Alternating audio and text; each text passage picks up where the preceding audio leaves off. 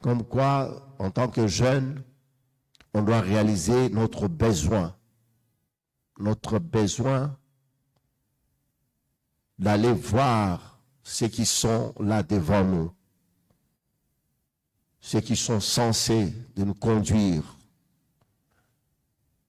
pour nous parler de la part du Seigneur, pour nous montrer le plan du Seigneur pour nos vies. C'est très important. Parce que si Samuel n'avait pas fait ces gestes, qu'il avait seulement entendu la voix et puis s'est dit, bon, écoute, c'est une voix, j'entends ça, bon. Et en plus, il fait nuit, c'est tard, je ne pense pas que quelqu'un m'appelle. Je fais mes illusions, bien, c'est mes rêves qui me trompent peut-être. Non, lui, il a réalisé que c'était son maître ou bien le prophète Élie qui lui parlait en ce moment-là. Il n'avait pas réalisé que c'était Dieu qui lui parlait. Mais il a fallu qu'il fasse un pas vers le serviteur de Dieu. C'est lui en qui il avait mis confiance. Il est parti le voir. Jeunes gens, ce soir, je crois, c'est quelque chose que vous devez réaliser. Vous devez comprendre cela, qu'il y a l'appel de Dieu sur vos vies et que Dieu vous a choisi et vous n'êtes pas là par hasard.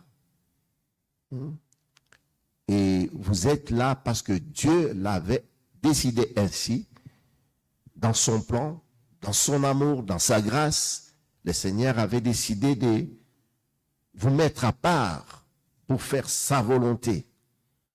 Non pas faire votre propre volonté, mais la volonté de Dieu. Quelle grâce, quel privilège. Vous devez être heureux et reconnaissant au Seigneur. Parce que dans ce monde enténébré, où on voit beaucoup de choses se passer, le péché règne, le péché domine sur les jeunes, sur de jeunes filles, de jeunes garçons. Ils sont comme des instruments entre les mains de l'ennemi pour détruire leur vie. Mais vous, le Seigneur vous a épargné. Le Seigneur vous a choisi pour que vous ne puissiez pas tomber dans le piège de l'ennemi. Et c'est une grâce. C'est pour cela, ce soir, j'aimerais que chacun de nous puisse réaliser cette grâce avant que j'entre dans le vif du sujet, parce que le message que je veux partager avec vous ce soir a pour thème la séparation. La séparation avec les choses du monde. Cette séparation, elle est la séparation morale et la séparation spirituelle. Ou si vous voulez, la séparation physique ou la séparation spirituelle. Et comment on doit réaliser que le Seigneur nous a appelés pour nous séparer. Amen. Déjà, vous avez une idée de là où je veux en venir. Vous allez comprendre que ce soir, il s'agit de cela que le Seigneur nous a appelés et nous a mis à part pour être différents. Différents de ceux du monde.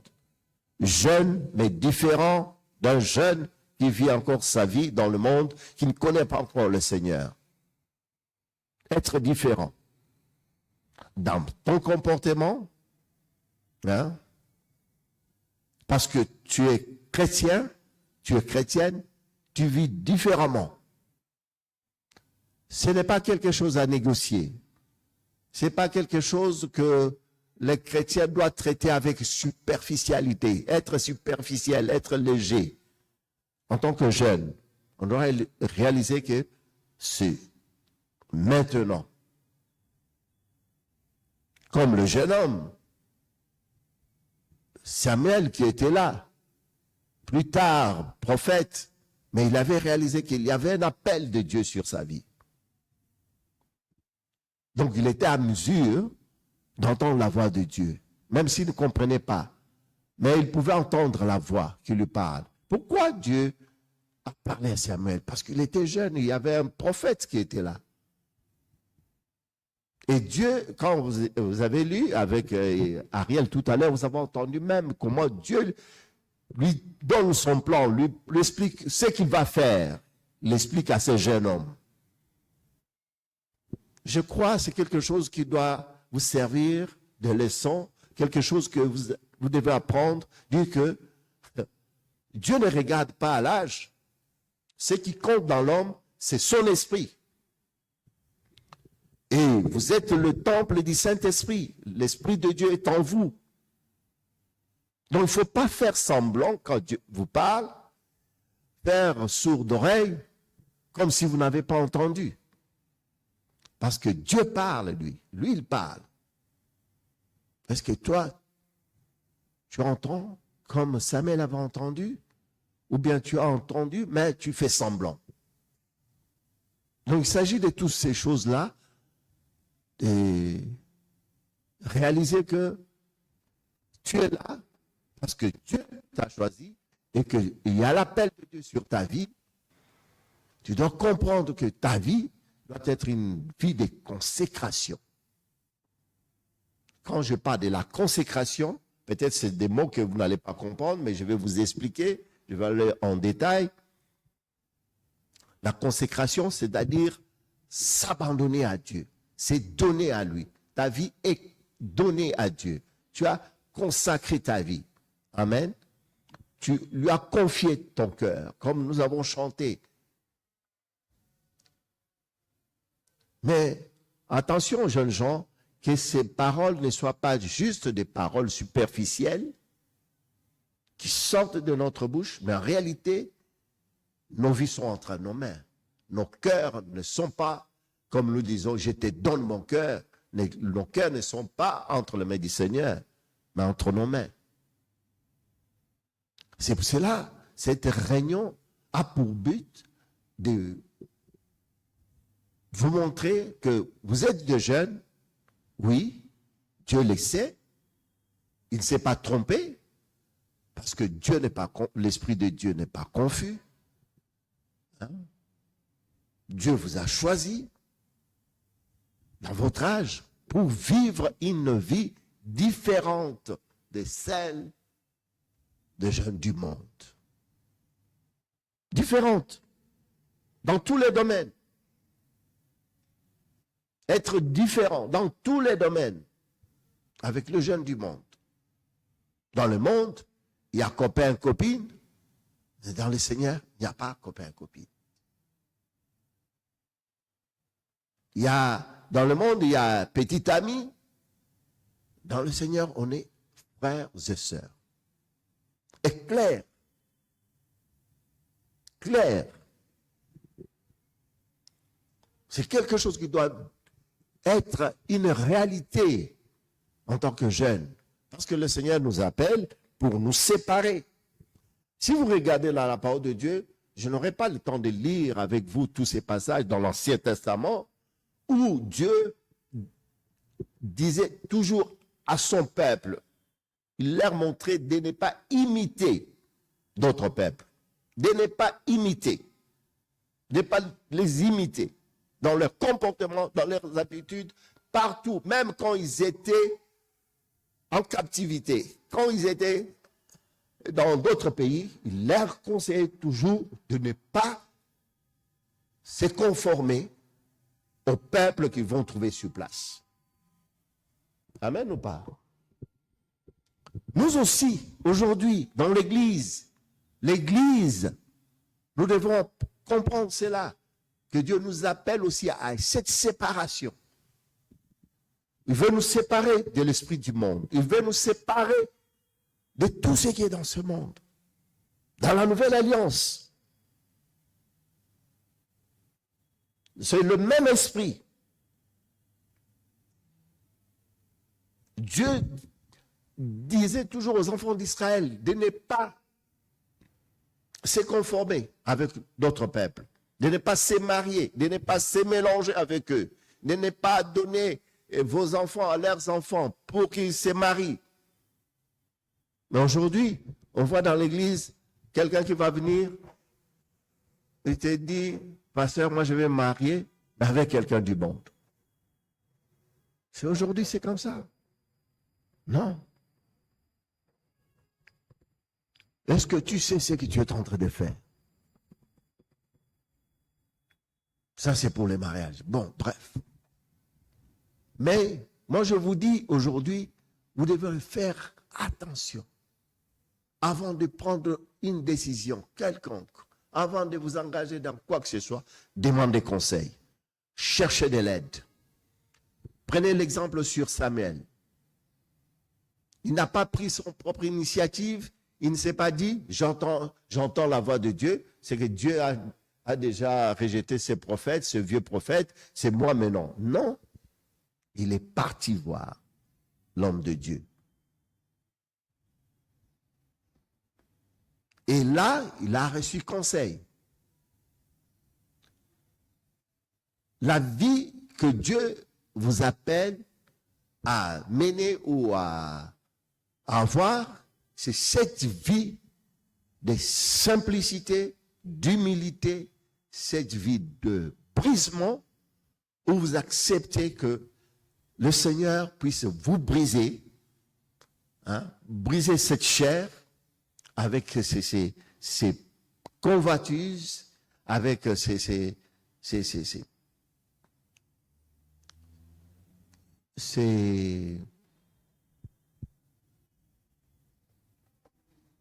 désirs, et les mots m'échappent. Donc acceptez que le Seigneur vous brise, que l'on enlève toutes ces choses-là, mauvaises. Parce que quand le Seigneur veut briser quelque chose, c'est-à-dire cette chose-là, elle n'est pas bonne. Vous devez réaliser cela. Quand le Seigneur nous demande de ne pas faire quelque chose, ne cherchons pas à discuter. À dire que non, vous savez, pasteur, moi je peux la convertir ou bien les convertir, il peut devenir chrétien. Et tu vas prendre l'exemple sur un autre, sur une personne. Non. La vie chrétienne, ce n'est pas une vie de comparaison ou bien ce n'est pas une vie. Nous suivons ce qui est dans la parole de Dieu. Ce que la parole nous dit de faire, nous demande de faire. Vous voyez? Donc, il faut faire attention avec l'esprit du monde pour que vous ne puissiez pas vous mélanger ou amener les choses du monde au sein de l'Église en tant que jeune. Je vais lire avec vous dans 2 Corinthiens. 2 Corinthiens au chapitre 6.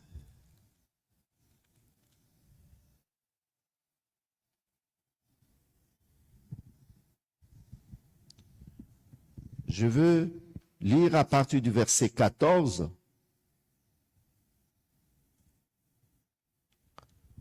Ne vous mettez pas avec les infidèles sous un joug étranger. Car quel rapport y a-t-il entre la justice et l'iniquité, ou qu'y a-t-il de commun entre la lumière et les ténèbres? Quel accord y a-t-il entre Christ et Bélial, ou quelle part a les fidèles avec l'infidèle? Quel rapport y a-t-il entre les temples de Dieu et les idoles? Car nous sommes le temple du Dieu vivant, comme Dieu l'a dit. J'habiterai et je marcherai au milieu d'eux. Je serai leur Dieu et ils seront mon peuple. C'est pourquoi sortez du milieu d'eux et séparez-vous, dit le Seigneur. Ne touchez pas à ce qui est impur et je vous accueillerai. Je serai pour vous un père, et vous serez pour moi des fils et des filles, dit le Seigneur Tout-Puissant. Souvent, on parle des fils et des filles dans la maison, engendrés dans l'Évangile. Mais on devient fils ou fille dans la maison quand on accepte cette séparation. Quand on accepte que le Seigneur puisse faire son œuvre dans nos cœurs. C'est là où on devient fils et fille. Parce qu'un fils, une fille dans la maison, engendré, entend la voix de son père, il se soumet, il comprend, il n'est pas rebelle, hein? Il se comporte comme le père. Parce que le Seigneur dit, il dit, c'est en ce moment-là que vous serez, au verset 17, c'est pourquoi sortez du milieu d'eux et séparez-vous, dit le Seigneur, ne touchez pas à ce qui est impur, et je vous acquérai. Verset 18, je serai pour vous un père. Amen. C'est une démarche. Donc, on se sépare d'abord. Séparez-vous d'abord, dit le Seigneur. Quand tu ne vois pas cette séparation, hein, il ne voit pas cette détermination d'être différent, de ne pas se conduire. Vous savez, c'est facile comme ça, comme nous sommes là, de manifester ces côtés où nous sommes tous saints. Nous entendons la parole de Dieu. Hein? C'est bien. Mais est-ce que Dieu, quand il regarde au fin fond de notre cœur, il voit quoi? Qu'est-ce qu'il voit, lui? Il voit une sincérité, vraiment, c'est nous, c'est ça la vérité, la réalité que nous présentons à l'extérieur, c'est ça la vérité de notre cœur. C'est ça même la réalité de notre cœur. Parce que lui, ce qu'il veut voir, dans chacun de nous comme nous sommes là ce soir, c'est cette séparation avec l'esprit du monde, avec le péché. La séparation avec le péché. On n'aime plus le monde. Il dit, vous êtes dans le monde, mais vous n'êtes pas du monde. Nous sommes appelés à ne pas nous conformer avec le monde, avec les systèmes du monde. Jeunes gens, aujourd'hui, comment on peut dire ça? C'est pas un phénomène, mais c'est devenu quelque chose de grave. Les réseaux sociaux. Quand on voit cet attachement de jeunes, même de l'église, dans l'église, comment vous êtes attachés aux réseaux sociaux. C'est un instrument que l'ennemi a mis entre vos mains pour détruire vos vies. Il faut seulement voir. Il faut voir comment vous êtes accro à ces choses. Comment vous êtes prêt à tout parce que vous allez puiser dans les réseaux sociaux. Votre style de vie, votre manière de vous conduire, de répondre aux gens, hein, des choses même qu'il faut vivre. Et vous faites tout comme les jeunes qui sont dans le monde. Tout, sans exception. En fait, c'est comme si vous imitez le monde. Vous refusez cette parole que le Seigneur a dit. Hein? Ne vous mettez pas avec les infidèles sous un joug étranger. Car quel rapport y a-t-il entre la justice et l'iniquité? Quel rapport y a-t-il? Il n'y a pas de rapport. Entre ce qui est juste et le péché. Il n'y a pas de rapport. Et vous avez été justifiés. Nous avons été justifiés. Le Seigneur nous a justifiés par son sang. Il a versé son sang. Il nous a rachetés. Il a donné sa vie pour nous. pour que nous ne soyons plus esclaves de ces choses. C'est pour la liberté que Christ nous a affranchis. Le Seigneur a donné sa vie pour que nous soyons libres et non pas esclaves. Et ces choses nous gardent esclaves. Ou qu'y a-t-il de commun entre la lumière et les ténèbres? Entre la lumière et les ténèbres, il n'y a pas. Il n'y a aucun rapport. Quand la lumière est allumée, comme nous voyons là, la salle est éclairée. Tout le monde voit tout le monde. Mais quand on éteint là, tu vas voir, c'est noir. Donc, il n'y a pas de rapport. C'est-à-dire que quand la lumière arrive à un endroit où il y a les ténèbres fuient, disparaissent. Mais nous voulons vivre le deux à la fois. En tant que chrétiens, on veut vivre la même chose, la nuit et le jour. Les ténèbres et la lumière. Non.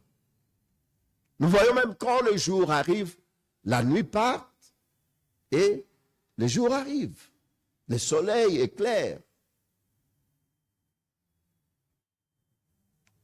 Un enfant de Dieu est appelé à vivre sa vie connue de tous. Quand je dis connue de tous, c'est-à-dire entre frères et sœurs, il n'y a pas de choses à se cacher, il n'y a pas une vie cachée où on ne connaît pas.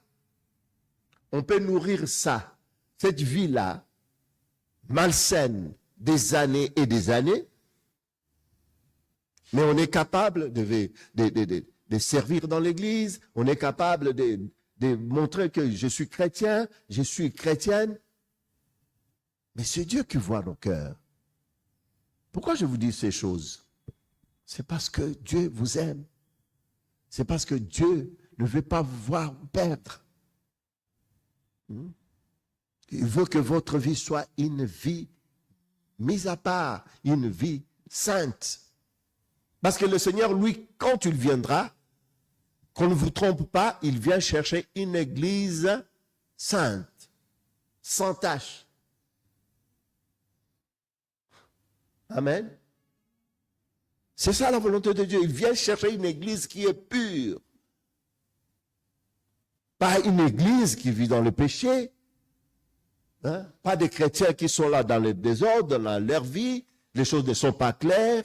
Des jeunes gens qui cachent encore des choses, qui sont esclaves de l'esprit du monde, qui n'arrivent pas à donner leur vie, leur cœur, comme nous avons chanté. C'est juste des chants. Les paroles sont superficielles, eux-mêmes ils sont superficiels, ils sont légers, mais ils sont là dans l'église. On dit prier, on prie. Gêner, on gêne. Louons le Seigneur, louons le Seigneur. Allons visiter, par visiter. Allons évangéliser, par évangéliser. Mais leur vie est entre leurs mains. Et le Seigneur dit, quel rapport y a-t-il entre le temple de Dieu et les idoles? Quel rapport? Il n'y a pas. Les réseaux sociaux sont devenus comme nos idoles. On adore, on aime regarder des films qui ne sont pas appropriés aux enfants de Dieu. Quand on regarde ce que vous regardez, ça fait honte. Il faut voir même ce que vous postez dans vos comptes.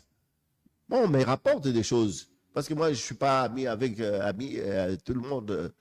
Mais on me dit, si tu vois ce que tel a posté, tel a dit. Des fois, je dis, Seigneur, aide ces jeunes gens de réaliser qu'il y a un appel de Dieu sur leur vie. Vous ne savez pas ce que vous êtes en train de faire. Vous êtes devenu comme un instrument entre les mains de l'ennemi. Parce que ce que vous publiez, même vos photos, ce sont des photos, quand tu regardes, c'est en mode séduction. Pour séduire. On s'habille comme le fils du monde. J'ai déjà parlé de l'accoutrement ici, comment vous pouvez vous habiller, tout ça, ou bien des jeunes garçons. Toutes ces choses-là, ce sont des gens du monde qui le font. Des jeunes qui sont encore dans le monde. Et tout ça, on voit où? On voit ça où? Sur les réseaux sociaux. Des jeunes qui se disent, ils aiment le Seigneur, ils ont même la crainte de Dieu. Je me demande, c'est quelle crainte qu'on a là? Car nous sommes le temple du Dieu vivant, comme Dieu l'a dit. C'est Dieu qui l'a dit.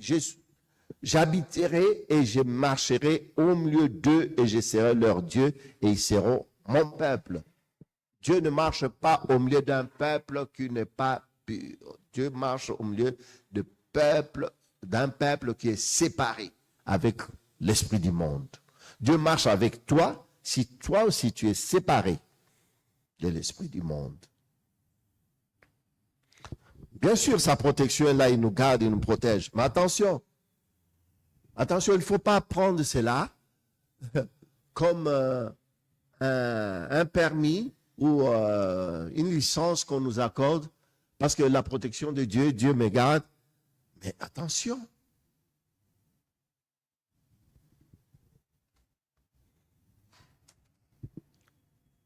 C'est pourquoi sortez du milieu d'eux. Quel milieu le Seigneur nous demande ici de sortir? Sortez. Sortez du milieu.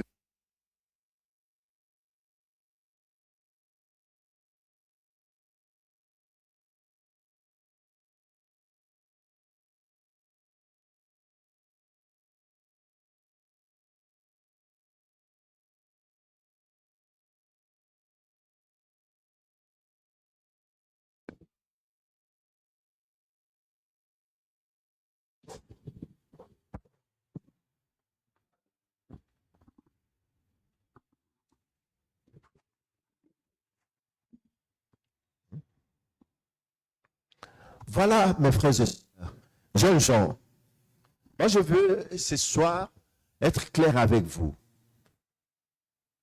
Être clair avec vous, c'est-à-dire vous montrer que vous êtes des jeunes. C'est vrai, il y a beaucoup de choses aujourd'hui qu'on voit dans le monde que tous les jeunes font, mais que vous n'avez pas le droit de faire. Bien que vous êtes libre, vous êtes séparés du monde, c'est vrai. Mais vous, en tant qu'enfant de Dieu, vous avez réalisé qu'il y a un appel de Dieu. Tout m'est permis, mais tout n'est pas utile. Je peux aussi faire comme eux, mais moi, je ne peux pas. Pourquoi? À cause de ces grands noms que je porte, chrétien. C'est-à-dire comme Christ. Je dois être comme Christ. Je dois m'identifier à Christ. Parce que quel rapport y a-t-il entre Christ et Bélial? C'est-à-dire entre Christ et Satan, parce que c'est un autre nom de Satan dans la parole de Dieu. Quel rapport? Il n'y a pas de rapport entre Christ et l'ennemi. Aucun rapport. Tu es chrétien, tu restes chrétien. Entre dans le plan du Seigneur. Séparez-vous. Tu dois te séparer, c'est-à-dire que tu dois être différent. Ne pas accepter de nourrir des choses qui ne sont pas claires. La musique du monde, ça peut être la musique du monde, esclave de cette musique, mais on est dans l'église quand même. Mais on écoute cette musique-là. On se réjouit même de ça. On peut être esclave de l'alcool aussi, de l'alcool. On boit, on prend en cachette, on se cache. Je parle là aux jeunes, c'est pas comme si vous me regardez, parce que moi je ne prends pas ces choses-là. Je parle à vous, les jeunes gens. Cette réunion, c'est pour les jeunes. On se cache, on fume, on se cache.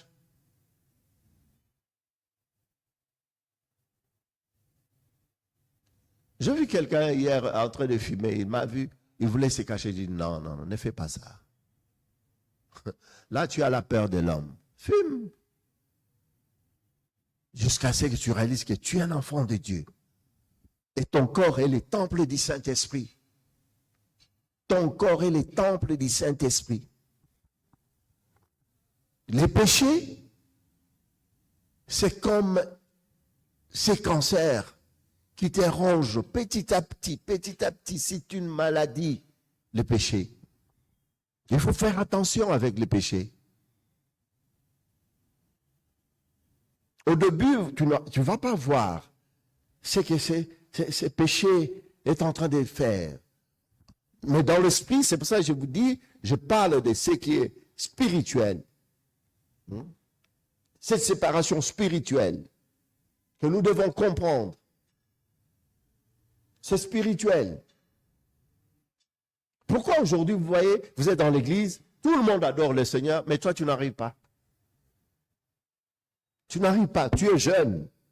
Tu n'arrives pas à adorer, tu n'arrives pas à ouvrir ta bouche ou exprimer une parole, mais ça fait des années que vous êtes là, même élever sa voix. Seigneur, je bénis ton nom pour cette réunion, normalement. Moi, j'aimerais que ce soit un jeune qui encourage d'autres jeunes. Ça doit arriver. Ça doit arriver. Il y a des réunions de jeunes comme ça, on vient aussi, on s'assoit, on écoute le cœur des jeunes. Parce que dans nos églises, quelques églises de notre réseau, il y a des jeunes qui prennent des réunions comme ça. Entre eux, ils s'encouragent. Bien qu'il y a l'ancien ou les anciens qui sont là-bas, au fond, ils écoutent. S'il y a à intervenir, ils interviennent. S'il n'y a pas lieu d'intervenir, ils laissent, ils bénissent le Seigneur. Parce qu'ils voient la croissance, ils voient la maturité. C'est pas normal que tu sois là des années, tu n'arrives pas à faire même une courte prière à haute voix. Mais vous avez tous ici des envies d'avoir des portables, d'avoir ceci, d'acheter ça, ça c'est. Mais où est cette soif de servir le Seigneur, de donner son cœur, comme vous dites là, de donner sa vie à Jésus, de ressembler à Christ?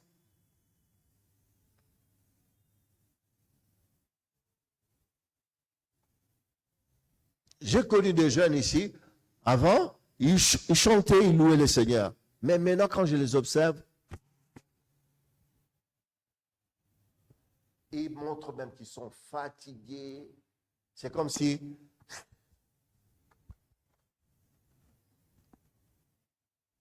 Mais moi, je vais vous dire une chose. Je vais vous dire, écoutez-moi bien, je vais vous dire une chose. Le Seigneur ne s'est pas trompé. On ne fuit pas le plan de Dieu. On ne fuit pas l'appel de Dieu. Même si vous le fuyez, même si vous vous cachez. David dit, où irai-je? Je ne sais pas si c'est David. Hein? Où irai-je loin de ta face? Où me cacherai-je? Où? Si je vais au fin fond de la mer, là, au fin fond, tu es là. Si je me cache dans la forêt, tu es là. Montre-moi où est-ce que tu peux te cacher. Ou bien quand tu fais ces choses-là, penses-tu que Dieu ne voit pas? Oui, le pasteur ne voit pas, tel frère, telle sœur ne voit pas, mais Dieu te voit. Dieu sait. Dieu voit ton cœur. Il sait que tu n'es pas vrai, mais il veut te changer. Il va enlever cette hypocrisie religieuse. Il veut te livrer de tous ces comportements qui ne sont pas clairs. Dans notre comportement, on doit être des modèles. Dans la maison où nous sommes, avec nos parents, on doit être des modèles. Parce qu'on entend l'évangile. Le Seigneur, lui qui est Dieu, il a donné une condition. Il dit, si vous vous séparez de ces choses, je serai pour vous un père. Amen. Si vous vous séparez. Moi, ça m'a interpellé. J'ai dit, donc, quelqu'un qui ne se sépare pas, Dieu n'est pas son père. C'est clair ou pas?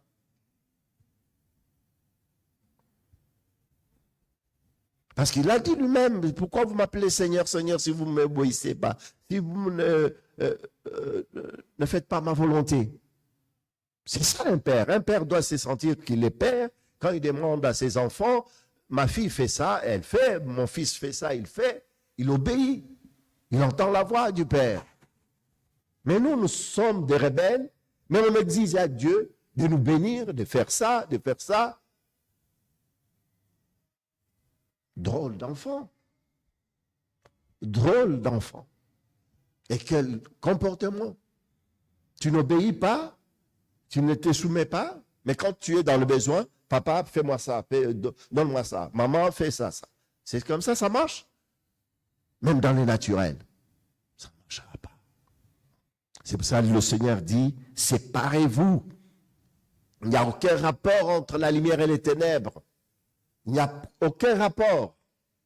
Vous êtes des enfants de Dieu, vous êtes des jeunes, vous vivez dans ce monde, le Seigneur sait, mais il vous a déjà mis à part. Même si nous retournons en arrière, vous allez voir même le mot église veut dire être en dehors d'eux. Donc l'église qui est le corps de Christ est appelée à vivre hors le système du monde. C'est ça même, par définition, le mot église. Donc nous, là, qui sommes là, nous formons l'église. Nous devons vivre en dehors de tous les systèmes du monde. Mais quand on regarde aujourd'hui aux chrétiens, c'est comme s'ils ne vivent pas dans l'église.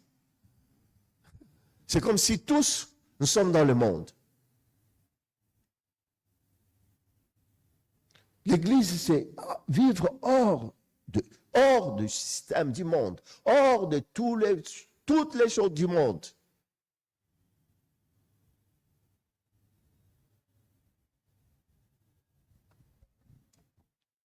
Est-ce que vous comprenez cela? Amen ou pas? Non?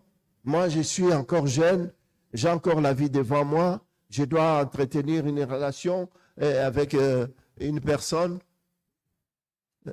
qui est dans le monde, même dans l'église. Non, ça n'existe pas.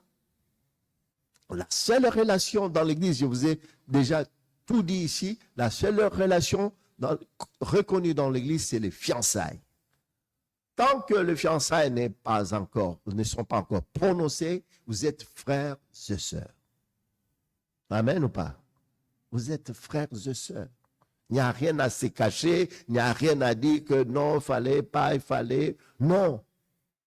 Il n'y a que cette relation-là. Et ça commence là.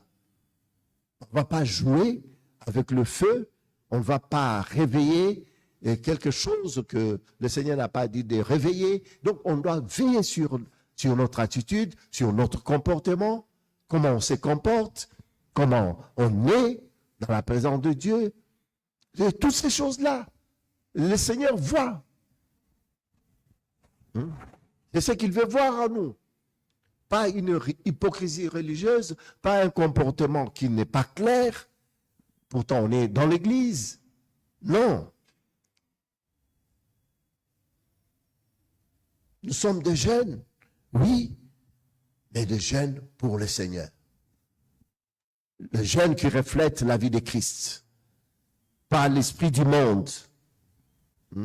Pas des instruments entre les mains de l'ennemi. Pas des esclaves de l'esprit du monde. Vivre selon les trains de ce monde.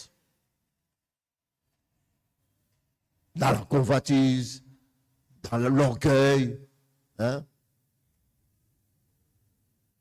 Même la parole de Dieu nous dit, fuis les passions de la jeunesse.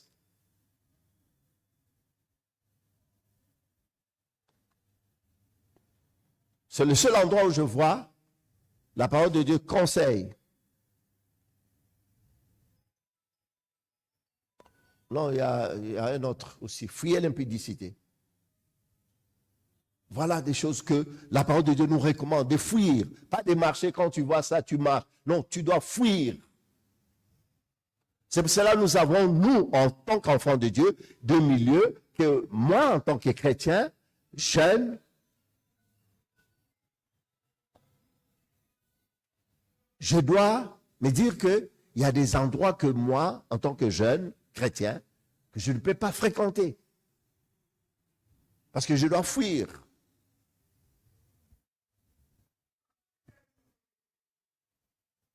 Qu'est-ce que tu te retrouves? Qu'est-ce que tu fais dans la boîte de nuit?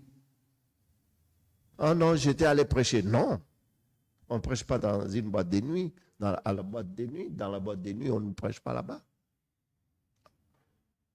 Tu as reçu la mission par Dieu qui t'a recommandé. Parce que attention, tu peux laisser ta vie là-bas.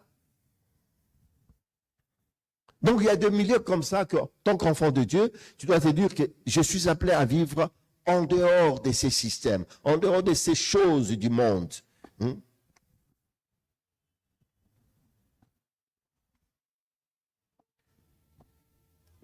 Jean chapitre 17.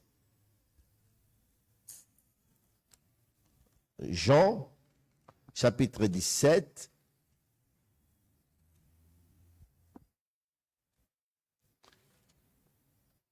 Est-ce que tout le monde a sa Bible? C'est une réunion de jeunes. Il faut amener vos Bibles parce qu'on...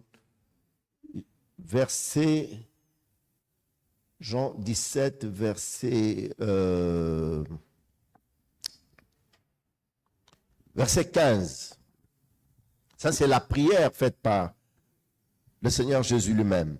Je ne te prie pas de les ôter du monde, mais de les préserver du mal.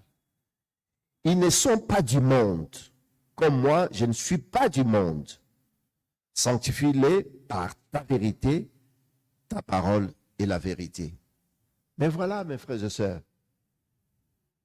le Seigneur dit, jeunes gens, là c'est la prière du Seigneur, dit, je ne te prie pas de les ôter du monde, je ne te demande pas de les enlever du monde, parce qu'ils sont là, en train de vivre avec tout le monde. Mais ce que je te demande seulement, préserve-les, protège-les, garde-les, épargne-les de l'esprit du monde, de la séduction du monde, de la convoitise du monde. Parce qu'ils sont appelés à vivre en dehors du monde. Bien qu'ils soient dans le monde. Je vous ai dit que l'Église veut dire vivre en dehors d'eux. On est appelé à vivre, à ne pas vivre comme le monde. Donc, retournez dans l'Ancien Testament, vous allez voir, il est question de cette séparation-là. Et Dieu a toujours mis l'accent là-dessus. Que quand on est avec son peuple d'Israël, il leur a montré que vous ne devrez pas copier le peuple qui habite à vos côtés ou qui sont là au milieu de vous. Ne les imitez pas. Ne vous mariez pas avec eux. Ne faites pas ça. Donc, c'était ça. Ça, c'était la loi. Mais dans le Nouveau Testament, on voit le même esprit maintenant. Le Seigneur nous parle de notre vie qui doit être sanctifiée. C'est pour ça que le Seigneur dit, quand il prie maintenant, il dit, je ne te prie pas parce qu'ils sont amenés à vivre dans ce monde. Mais ce que je te demande de les épargner du mal, de les préserver du mal. Ils ne sont pas du monde, comme moi je ne suis pas du monde. Ils ne sont pas du monde. Vous êtes dans le monde, mais vous n'êtes pas du monde. On est dans le monde. On vit avec les systèmes qu'on voit, mais on ne doit pas imiter le système du monde. Vous êtes appelés à être des instruments entre les mains du Seigneur, pas entre les mains du diable. Pas entre les mains de l'ennemi. Que l'ennemi ne puisse pas vous utiliser comme des instruments. Il prend tout votre temps sur les réseaux sociaux. Vous êtes là. Tout ce que les filles du monde font sur les réseaux sociaux, en tant que chrétien, vous le faites aussi. Les jeunes garçons sur les réseaux sociaux, tous ceux qui sont en train de raconter. On vous trouve aussi là-dedans. C'est triste. C'est triste.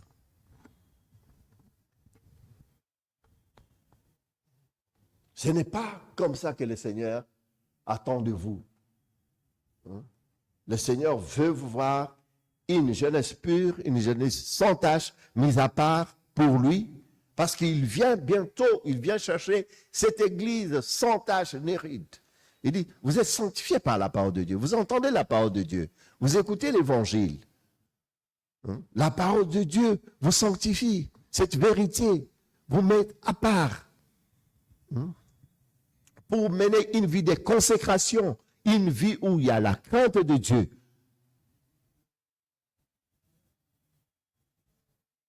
La crainte de Dieu.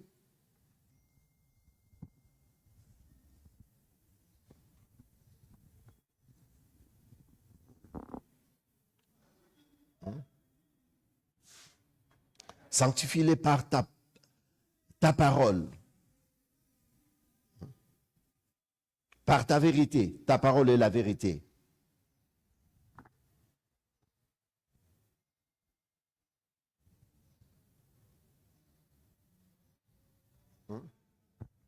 C'est-à-dire quand on dit sanctifie-les par ta parole, c'est-à-dire sépare-les du monde. Sanctifie-les. Qu'ils soient saints.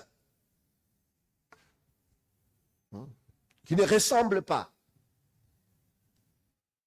avec les autres. C'est ça.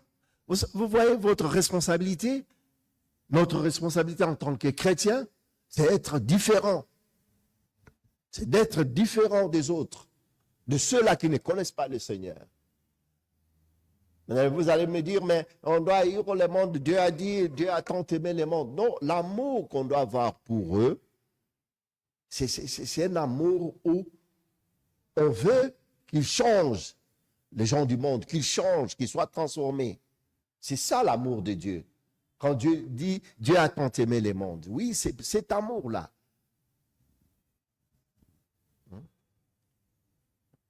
Qu'on ne va pas regarder comme des ennemis, mais je ne dois pas les imiter. Ce n'est pas parce que je ne dois pas les regarder, mais imiter leur comportement, leurs attitudes. Non, loin de là. Dieu est amour, c'est vrai. Nous aussi, nous devons manifester ce cœur d'amour envers ceux-là qui ne connaissent pas le Seigneur. Mais on ne doit pas imiter, on ne doit pas les imiter.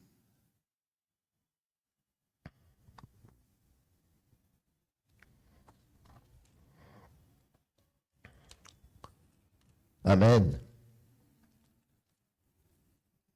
Je vais laisser, avant de laisser la parole à Maman Janine qui va compléter quelque chose qu'elle a sur son cœur.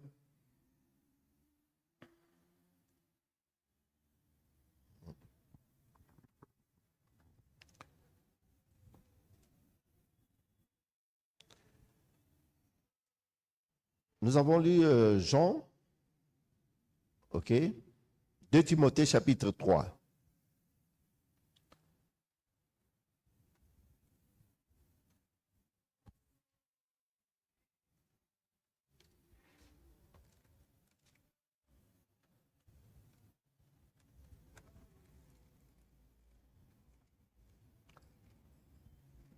De Timothée chapitre 3,